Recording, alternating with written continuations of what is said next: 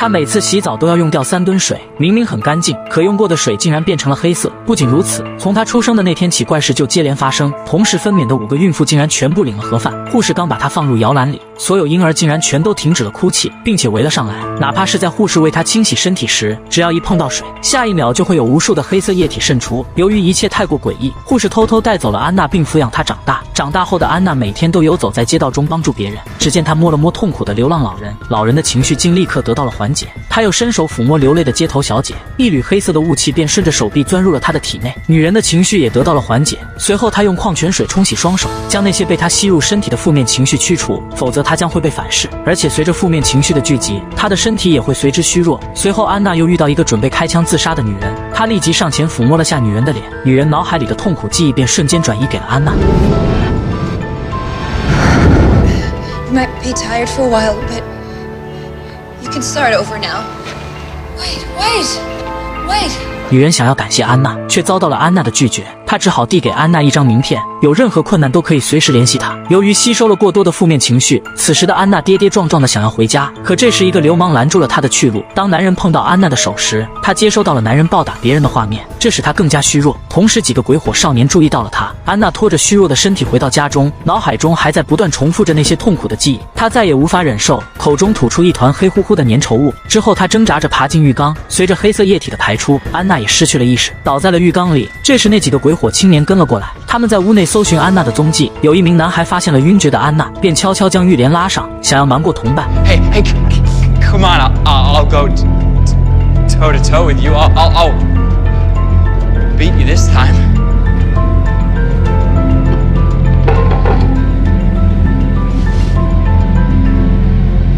You said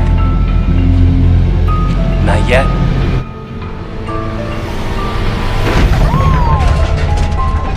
安娜一觉醒来便发现家里的一片狼藉，她不敢独自待在家里，委屈地收拾好物品。晚上安娜不敢回家，便想找个猫舍借宿一宿，可此时猫舍早已关门，无处可去的安娜只好掏出那张名片，拨通了贝斯的电话。贝斯告诉了她自己家的地址，可她刚坐上地铁，鬼火少年的小头目就跟了上来，他一步步地向安娜靠近。好在此时地铁到站，安娜急忙逃离。刚来到贝斯的家里，贝斯就告诉安娜，他的朋友需要安娜的帮助，希望安娜可以帮他们。善良的安娜自然没办法拒绝。就在这时，她忽然感受到了一阵从未有过的异样。与此同时，贝斯的养子梅森也有了同样的感觉，他步步的把妹，疑惑的四处张望，试图找寻原因，直至与安娜四目相对。他快步走向安娜。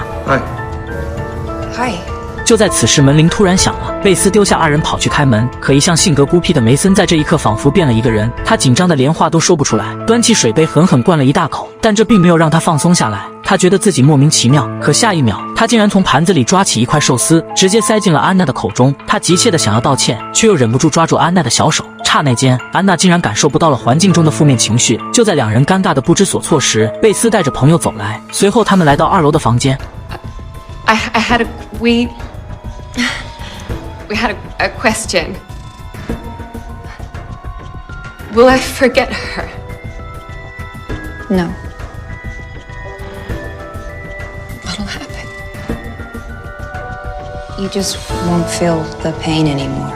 他只是摸了一下女人的脸，却惊恐地发现女人痛苦的记忆瞬间涌入了自己的脑海。他把女人的负面情绪吸收到了自己体内，却也因此变得虚弱无比。而所有的一切都被窗外的梅森看在眼里。安娜匆忙下楼离开，她必须尽快把这些负面情绪驱除。当梅森追出来时，他已经消失在人群中。梅森只好从养母那里打听安娜的消息，次日便以归还衣服为借口找到了安娜。梅森热情地邀请安娜一起共进晚餐，但安娜总觉得这个男人有些奇怪。一旁的大妈也有同感。Now, whoever he is, you can touch, right?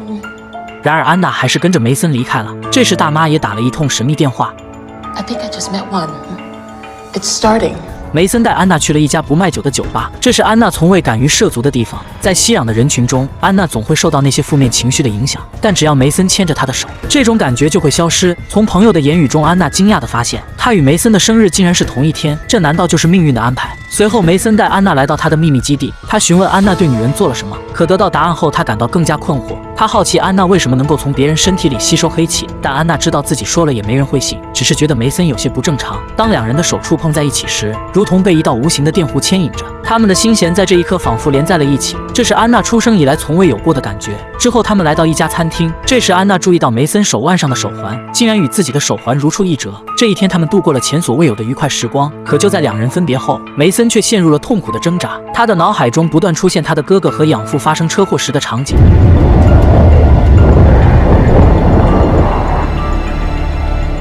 他再也无法忍受，艰难地从车里爬了出来。次日一早，安娜就接到了贝斯的电话，她立即赶到了医院。此刻梅森的呼吸变得越发艰难，各项生命指标都急剧下降，医生们也都束手无策。就在安娜推门进来的瞬间，梅森的状况突然好转，黑气从他的脸上逐渐消散。I can't. Don't go. You can't be around me. No one can. 而这边的鬼火少年也没闲着，看着从安娜家里找到的照片，他又生出了找安娜麻烦的打算。而尼克也察觉到了他的意图，于是借口要方便一下，趁机跑去找安娜。Listen, whatever you have, whatever you do, you want it. You have to get out of here, okay? He's looking for you. You have to run. I can't. Please go. 然而安娜并不打算听取尼克的建议，只是伸出手吸走了他内心的恐惧。而这边的梅森来到猫舍找到大妈，他急切地想要知道他和安娜之间的关系。然而胖婶却告诉他，自己没办法为他解答，他只能去找别人。此时当年偷走安娜的护士走了出来，他告诉梅森，和他一起在医院出生的孩子总共有5个，他们和安娜的命运早在出生那一刻就已经紧密相连。为了平衡世间的负面情绪，神秘组织培育了5个拥有特殊能力的孩子，安娜便是他们成功的实验品。为了避免其他几人受到负能量的影响，他将安娜从医院里偷出来，托付给自己的妹妹抚养。然而安娜始终都是独自居住在外，因此她和妹妹并不知道安娜的住处。 This is you. And this is Harmony. Child, to find her, you need to look at your past and present, all of it. What you've achieved, what you have, and what you've been given. 回到家中的安娜再也无法控制自己的情绪，周遭的物品在她的疯狂打砸下支离破碎。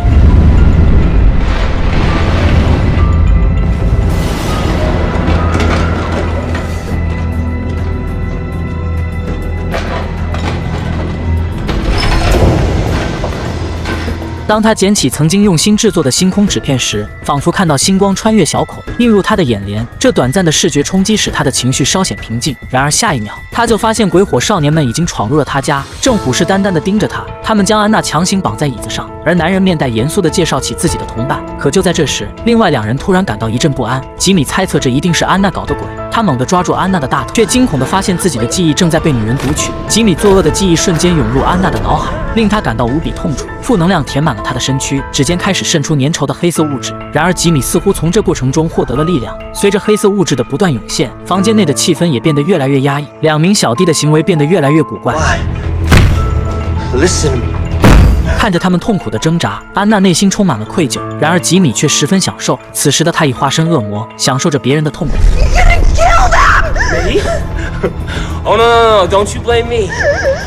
I ain't doing nothing. This is all on you.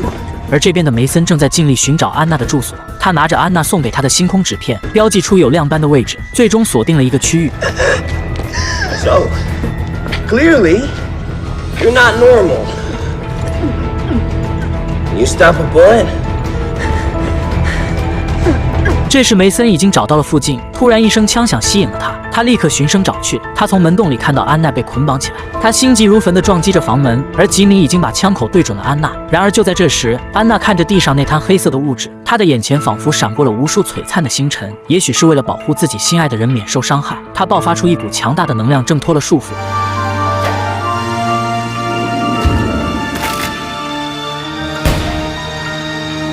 这时安娜的身体开始迅速吸收这些黑色的物质，看着虚弱的爱人梅森心如刀绞，他伸出手试图帮助安娜抵御这些黑色的能量，可他根本无法与之抗衡，最终2人一同晕倒在地。可这时黑色物质迅速进入了吉米的体内，受伤的尼克赶来时，看到不省人事的几人，他赶忙上前查看安娜的状况。可这时突然传来了手机震动的声音，他从梅森身上翻出手机。梅森 Help.